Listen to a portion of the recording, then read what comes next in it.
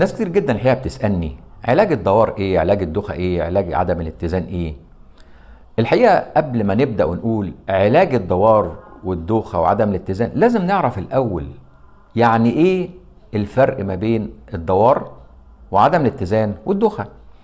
خلينا نتكلم ببساطه جدا. كلمه دوخه يعني ايه؟ كلمه دوخه يعني انا قايم من السرير الصبح حاسس كده بشويه دوخه، لسه ما ركزتش، دماغي تقيله. رجعت اخر النهار من التعب من الشغل، دايخ وتعبان مش قادر اقف، عايز اريح. ده فرق كبير جدا ما بين الدوخه دي وما بين الدوار وعدم الاتزان. عشان تعرفوها في كلمه واحده وما تنسوهاش، الدوار ده فاكرين فيلم اسماعيل ياسين في الاسطول لما كان راكب في المركب وكان ماشي يتطوح؟ هو ده الدوار، يعني ماشي مش قادر يتزن، حاسس ان الدنيا بتتشقلب بيه، يبص للكرسي يلاقيه بيتشقلب، يبص للسقف يلاقيه بيتشقلب، يبص للبحر يلاقيه بيتشقلب، كل حاجه في الدنيا قدامه طالعه نازله وبتتشقلب بيه لدرجه ان هو ممكن يقع من كتر هو ده الفرق ما بين الدوار والدوخه. عشان كده مهم جدا اللي بيشتكي يطلع الجمله الصح من بقه. طيب السبب ايه بتاع الدوار وعدم الاتزان؟ كتير جدا اول ما اقول له عندي دوار يقول لي عندي دوار وعدم اتزان، على طول يقول لك اذن الوسطى. طبعا مش هزعلك، الاذن الوسطى ممكن تبقى سبب، ولكن سبب الحقيقه ضعيف جدا جدا جدا من اسباب عدم الاتزان. السبب الوحيد اللي ممكن يعمل في الاذن الوسطى كده ان في شمع كتير، والشمع ده دايس على الطبله جامد، والطبله حصل ان عملت ضغط للاذن، الضغط داخل الاذن الوسطى بيضغط على الاذن الداخليه ويبتدي يسبب الدوار وعدم الاتزان. عشان برضو اقرب لكم الموضوع، كلمه دوار وعدم اتزان المسؤول عنها هي الاذن الداخليه، القوقعه بتاعت الاذن الداخليه، وليست الاذن الوسطى. دي معلومه مهمه لازم تبقوا عارفينها. طيب انواع الدوار شكله عامل ازاي؟ انواع الدوار ببساطه جدا 4 انواع.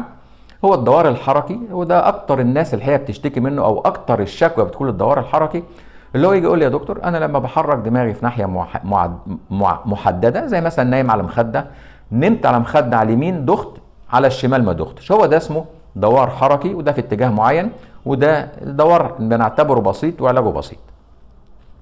لو حصل فيه التهاب في الاذن الداخليه بيحصل دوار، زي مثلا دور برد شديد جدا ابتدى يأثر على الأذن الداخلية، وابتدى يعمل فيها، مش عايز أقول تضخم، لكن يعني يحصل فيها تورم مائي جوه الأذن الداخلية، وعادة بيبقى مصاحبه قلة سمع، ضعف في السمع. ده التهاب أذن ده، وعلاجه برضو إلى حد ما شديد، بنعالج دور البرد كويس وبسرعة والدنيا بتتظبط. من ضمن ثالث حاجة من أنواع الدوار هو نوع المنيير، وناس كتير جدا عارفاه.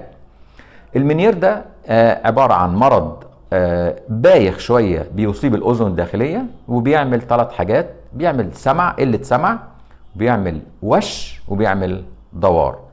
علاجه ايه؟ علاجه يعني بندي بقى حاجات كتير جدا للمنير على حسب درجته، وبيجي كل قد ايه، ولكن من ضمن انواع العلاج فيه ان احنا بنتدخل، تخيلوا بقى، بنتدخل لغاية الأذن الداخلية وبنصيبها بايدينا، ان احنا بنعمل ان احنا بنوقف وظيفة القوقعة ببساطة شديدة. برضو من انواع تانية من الدوار هو لو حصل مشكلة في عصب الاتزان، ممكن لو حصل فيه ورم فيه، ده بيحصل فيه دوار وبيحصل قلة سمع، وعادة بيصيب ودن واحدة بس، وده ممكن يحصل لو حصل في اثناء حادثة، حصل نزيف في المخ، وده بتبقى مشكلته كبيرة، وده كتير جدا بيأثر على حركة الإنسان في المشي.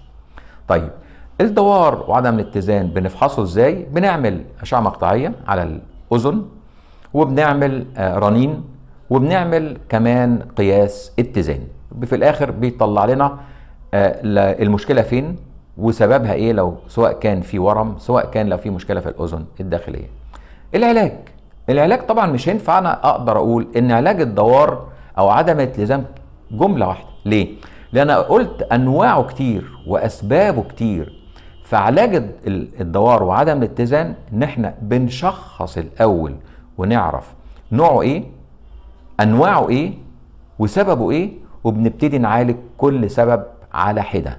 زي ما انا قلت، يعني لو دوار حركي اللي هو في اتجاه معين بنبتدي ندي علاج لمدة شهرين لمدة 3. لو مشكلة في التهابات في الأذن الداخلية بندي علاج ممكن نعمل حقن. لو المنيير ممكن نوصل بيه ان احنا بنصيب الأذن الداخلية زي ما انا قلت. لو ورم بنتدخل بجراحة عند دكتور طبعا جراحة المخ والأعصاب، هو بيدخل وبيشوف الورم موجود فين ويبتدي يتعامل معاه.